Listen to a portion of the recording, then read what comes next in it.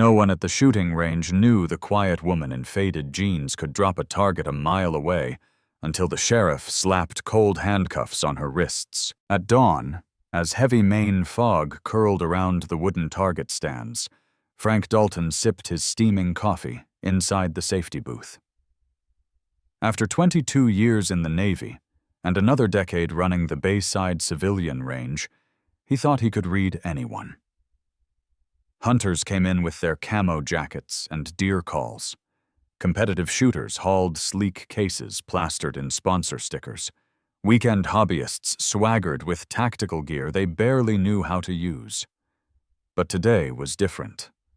At lane 12, furthest from the rest, stood a woman in her mid-30s, plain gray jacket zipped up against the chill ball cap pulled low over chestnut hair. She carried her rifle case like it weighed nothing. Frank narrowed his eyes behind thick glasses as he watched her set up with silent precision. Her first shots punched clean through center mass at 200 yards. Then, without adjusting her scope, she began hitting targets at distances Frank knew even seasoned snipers struggled with.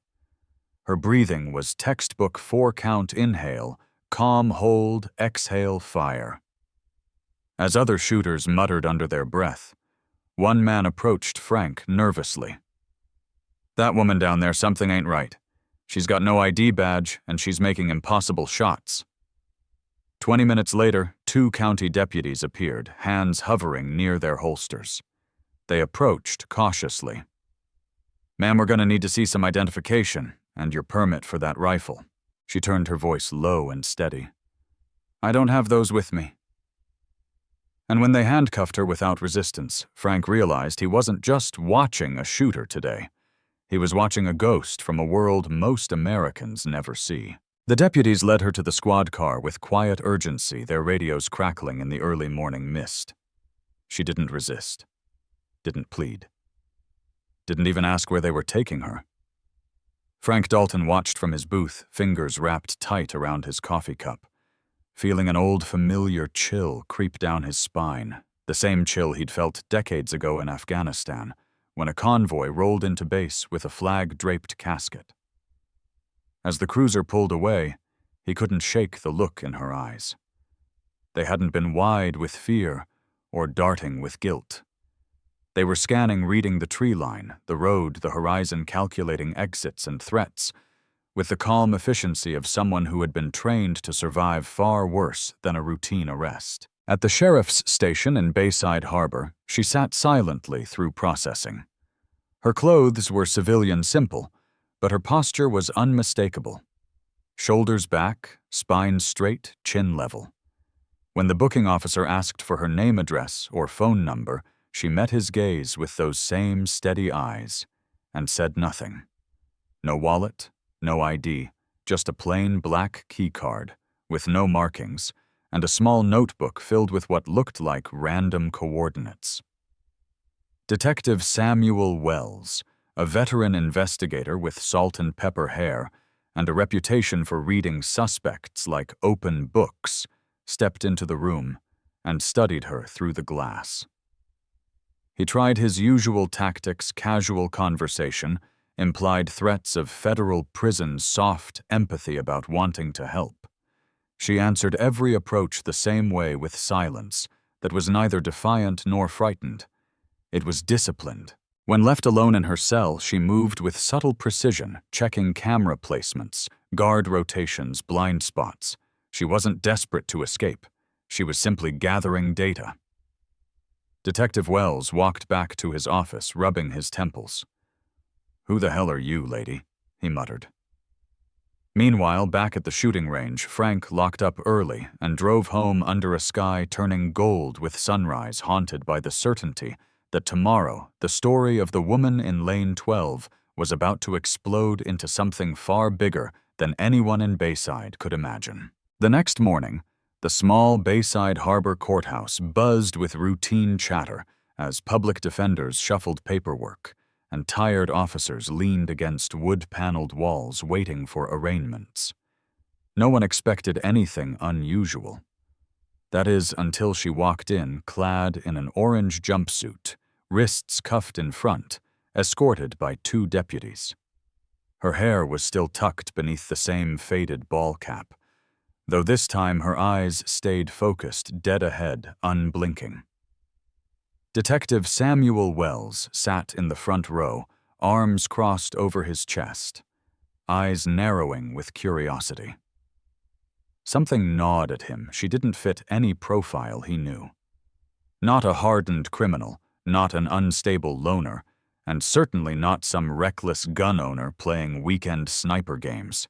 She carried herself with a poise that suggested training beyond anything local law enforcement could comprehend. At the defense table, her overworked public defender sighed in exasperation. "Your Honor," he said, rising to address Judge Eleanor Harmon, "I'd like to request a continuance. My client has been uncooperative, and I haven't had time to prepare adequately." Judge Harmon, a steely woman in her 60s, with a reputation for no-nonsense rulings, raised an eyebrow.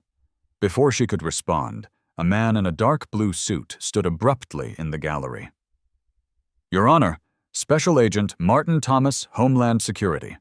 We request immediate transfer of the defendant to federal custody pending investigation of potential threats to national security." Murmurs rippled through the courtroom. Another suited man, this one with an FBI badge clipped to his belt, stepped forward. "Your Honor, the FBI has jurisdiction. This case is linked to an ongoing federal operation." Judge Harmon banged her gavel. "Enough.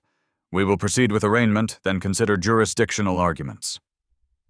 As the clerk read out the charges, possession of unregistered firearms, refusal to identify to law enforcement suspected terrorist activity, the woman sat unmoving, eyes fixed straight ahead, expression calm and unreadable. Just as the public defender prepared to enter her plea, the heavy oak doors at the back of the courtroom swung open, and in strode a Navy Admiral in full dress uniform medals gleaming under fluorescent lights, flanked by 2 uniformed officers. The entire room fell into stunned silence as veterans rose instinctively to attention. Detective Wells felt his breath catch in his throat. Whoever this woman was, she wasn't a threat to national security. She was national security. The Admiral's polished shoes echoed authoritatively against the old courthouse tiles as he walked down the aisle without acknowledging the murmuring crowd.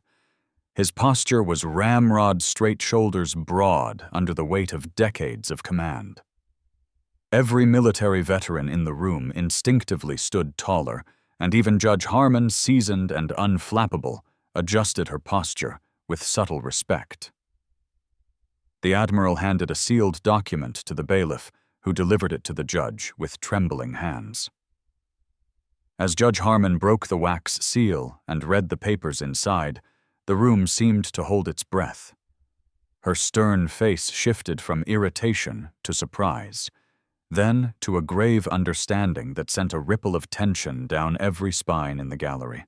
In light of this documentation from the Department of Defense, she announced, voice ringing clear across the silent courtroom, "All charges against the defendant are dismissed effective immediately. This case is classified as a matter of national security." The gavel struck wood with a finality that reverberated through every chest in the room. For a heartbeat, no one moved. Then, as the bailiff hurried to remove her handcuffs, the woman slowly lifted her gaze to meet the Admiral's eyes.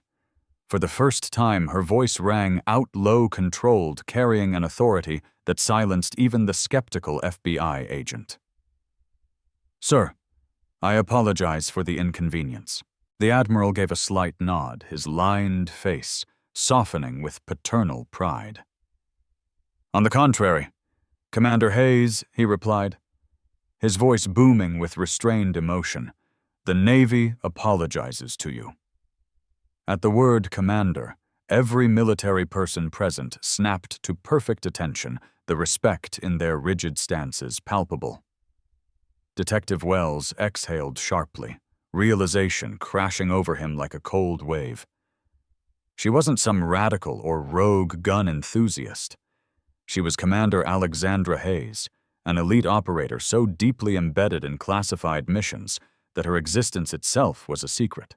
As she stood, shoulders squared, and posture suddenly transformed from civilian stillness to unmistakable military bearing, the courtroom seemed to shrink around her commanding presence. Even Judge Harmon herself, a former JAG officer, gave a respectful nod as she stepped down from the bench. Wells watched in humbled silence, understanding that the woman he had helped arrest just days before wasn't just a soldier. She was a ghost warrior, living in the shadows to keep the world safe, and they had all just glimpsed a reality they were never meant to see. Outside the courthouse, morning sunlight poured across the worn stone steps as reporters clamored for a statement, their cameras flashing like a blizzard of strobe lights. But Commander Hayes walked past them silently, her posture composed, flanked by the Admiral and two naval officers in crisp dress uniforms. Near a black government SUV parked at the curb stood Sheriff Thomas Daniels, his broad shoulders stiff with a mixture of embarrassment and respect. The lines around his eyes deepened as he watched her approach. Clearing his throat, he stepped forward, removing his hat. "Commander, with all due respect, my department treated this like a terrorist threat. I hope you understand." "I do." Sheriff the Admiral interrupted, his deep voice cutting through the clicking of camera shutters. "Commander Hayes is one of our most decorated special operators. Her assignment details remain classified, but I assure you she poses no threat to this community. Quite the opposite." Commander Hayes turned to meet the sheriff's gaze directly. There was no anger in her expression, only a quiet understanding born of experience. "No apology is necessary, Sheriff. You were doing your job." From the crowd, an elderly man stepped forward, his faded Vietnam veteran cap perched proudly on his silver hair. He extended a weathered hand voice, trembling with emotion. "Ma'am, I was a corpsman with the Marines in Desert Storm. Watching you today, I knew there was something different about the way you carried yourself. Thank you. Whatever it is you do out there, thank you." Commander Hayes took his hand firmly, her eyes softening. "And thank you for yours, sir." The Admiral checked his watch, the gold glinting under the sun. "Commander Hayes, we must proceed. Washington is waiting for your debrief." Sheriff Daniels' eyes widened as the Admiral mentioned Silent Harbor, the top-secret counter-terrorism operation from the year before. Hayes gave him a small, knowing nod before turning to follow the Admiral to the waiting SUV. As she moved away, deputies, bailiffs, and court staff unconsciously formed a corridor of respect, standing at silent attention while she passed. Some saluted. Others simply watched with humbled awe. Detective Wells stood at the courthouse doors, feeling an unfamiliar tightness in his chest. As he whispered under his breath, she wasn't hiding guilt. She was hiding excellence. And for the first time in his career, he understood the true weight of silent service. 2 weeks later, a thin layer of mist clung to the rolling hills of Bayside Harbor as Detective Samuel Wells sat hunched over his cluttered desk at the sheriff's department. The early light poured through dusty blinds, illuminating case files stacked high around him. He rubbed his temples, staring at a closed folder labeled Commander Alexandra Hayes, Classified. Every time he saw her name, his chest tightened with something between regret and newfound respect. His phone buzzed sharply, cutting through the quiet hum of the morning heater. "Detective Wells," he answered, expecting another routine call about a stolen car or neighborhood dispute. But the voice on the other end was deep and authoritative. "Detective, this is Admiral William Carter. We met briefly during the incident with Commander Hayes." Wells straightened instinctively, his heart pounding. "Yes, sir. What can I do for you?" "I'm calling to extend an invitation. Commander Hayes is receiving a commendation tomorrow morning at Naval Station Norfolk.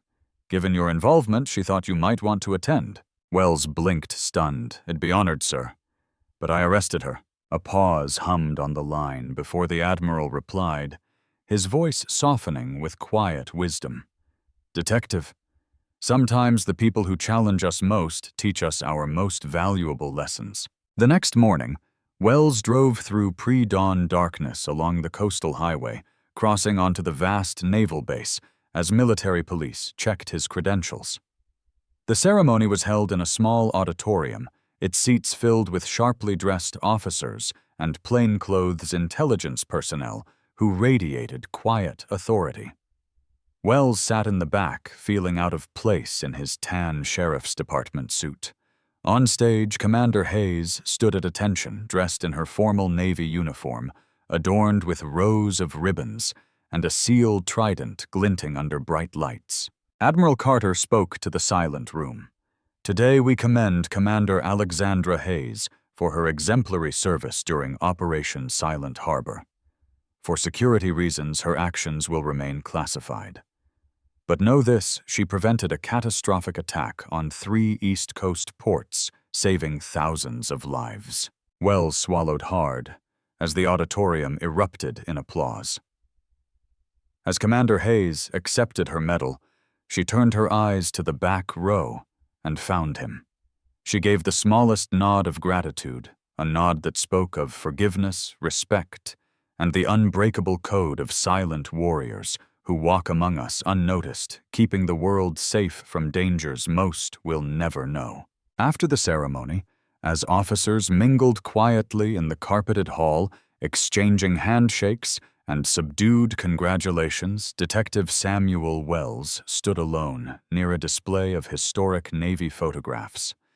His fingers fidgeted with the edge of his program booklet, while his mind replayed every moment since the morning he first saw Commander Hayes through the glass of her holding cell. The hushed chatter fell away when he sensed someone approaching. Turning, he saw her Commander Alexandra Hayes, now free of her uniform hat, her auburn hair pulled neatly back. She stood before him with the bearing of a leader, yet carried a warmth that caught him off guard. "Detective Wells," she said softly, her eyes direct but kind. "Thank you for coming today." He cleared his throat, emotions tightening his voice. "Commander, I wanted to apologize again. I didn't know." She shook her head gently, offering a small, almost amused smile. "No apology needed, Detective. You were doing your job. You followed procedure even when you weren't sure. That's what kept your team and me safe." He searched her face for any trace of resentment, but all he saw was respect. Gathering his courage, he asked, "But why didn't you identify yourself that day? Surely it could have saved you all this trouble?" Commander Hayes glanced over her shoulder at the rows of seated officers still applauding medal recipients. She stepped a little closer, lowering her voice. "Because my mission wasn't complete. If I revealed who I was, it would have compromised 11 months of undercover work. The people we were tracking had contacts within local law enforcement up and down the coast. If word got out that I was Navy, everything would have unraveled and innocent lives would have been lost." Her words settled like stones in his chest. For the first time in years, he felt small, humbled, and yet inspired. That's incredible," he whispered. She gave him one last nod before an aide approached to escort her to another private debriefing. As she turned away, Wells called out softly, "Commander Hayes, thank you for what you do." Without looking back, she replied firmly, her voice echoing down the corridor, "Some of us are always around, Detective. You just don't see us." And in that moment, Wells knew his life had been changed by the quiet strength of a woman who carried secrets heavy enough to save an entire nation. Months passed, and the biting winds of a Maine winter gave way to the pale greens of spring. Detective Samuel Wells found himself settling into his new role with NCIS, a position offered to him by Admiral Carter himself. Now, wearing a navy blue jacket stamped with the agency's emblem, he stood on the wooden deck of a naval vessel, watching the coastline recede into early morning mist. The hum of engines beneath his boots grounded him, yet his mind drifted to Commander Hayes, the woman who had shown him what quiet excellence truly looked like. As the ship moved out toward deeper waters, his phone buzzed with a new assignment. Silent Harbor 2. The digital letters read. His chest tightened with an electric thrill and a flicker of apprehension. Later that week, Wells arrived at the Bayside shooting range just after dawn. The sun was barely peeking over the horizon, casting golden light across dew-wet grass. As he approached the main building, he noticed the lights already on inside. Frank Dalton, the old Navy vet and range master, was sipping coffee behind the counter. "Morning, Detective? Or is it Agent Wells now?" Frank grinned, his lined face creasing with quiet approval. Wells chuckled. "Agent, officially. I need to use your back lanes today." "Funny you mention that," Frank said, tilting his head toward lane 12. "You've got company." At the farthest lane, he saw her. Commander Alexandra Hayes stood with her back to him, her brown ponytail pulled tight, her stance precise as she assembled her rifle piece by piece. She turned when he approached, her eyes narrowing with recognition, then softening with approval. "Agent Wells," she greeted coolly. "Welcome to the team," he nodded, feeling a swell of pride. "Glad to be here, Commander." She handed him a sealed folder marked "Confidential Eyes Only." As he took it, her gaze locked onto his with the unbreakable focus of a warrior. "Read it by tonight. We roll out at 600 tomorrow."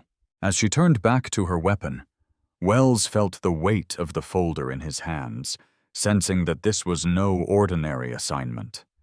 This was the beginning of something far greater, a mission that blurred the lines between law enforcement and military, between the known world and the shadows where true heroes walked unseen.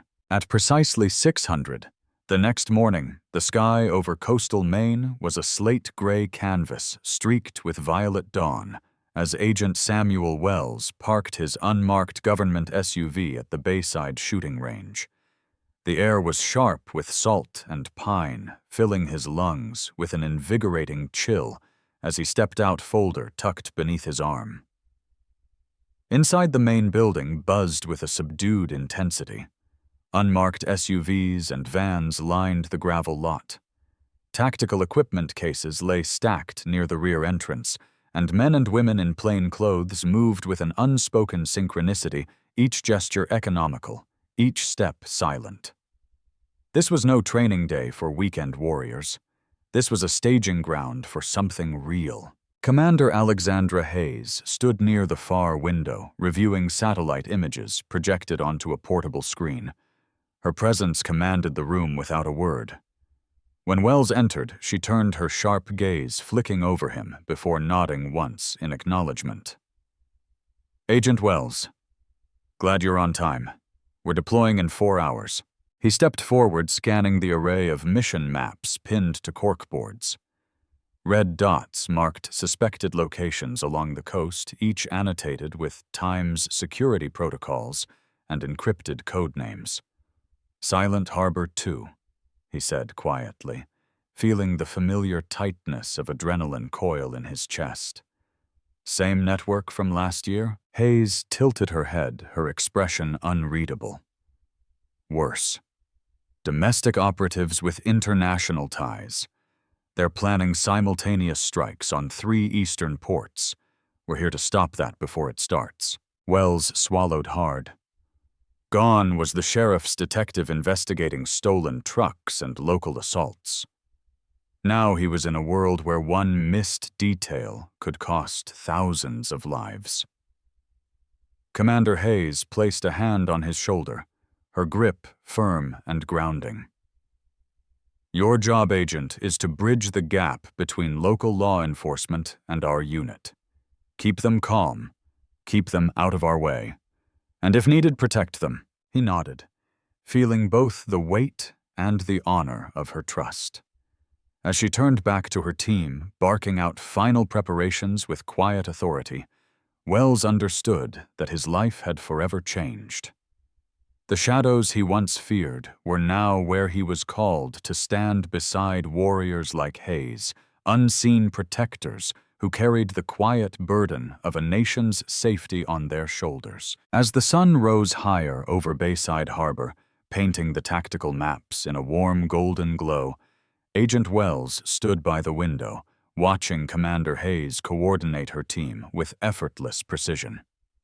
Vehicles loaded with gear rolled out one by one, disappearing down the gravel drive toward their covert positions. In that moment, Wells felt a quiet awe settle deep in his chest. Months ago, he thought true power came from a badge or a title. But standing here now, he understood real strength is silent. It walks among us unnoticed, in the calm composure of a Navy sniper, in the quiet courage of a detective who chooses to do what's right, even when no one is watching. Commander Hayes passed him as she headed for the exit, pausing just long enough to meet his eyes. "Remember, Agent," she said softly, her gaze unwavering. "The greatest victories are the ones no one ever hears about." Wells watched her disappear into the early morning fog, feeling the truth of her words reverberate through him. Life isn't about recognition or applause. It's about the quiet choices we make to protect, serve, and stand for what's right even when no one knows. True heroes never need the world to see them. They carry out their purpose in silence, driven by duty, humility, and love of country. If you believe that quiet courage shapes the world more than fame ever will tell us in the comments below. We read every word you share. And if these untold stories move you, subscribe to our channel for more powerful hidden truths about America's silent warriors.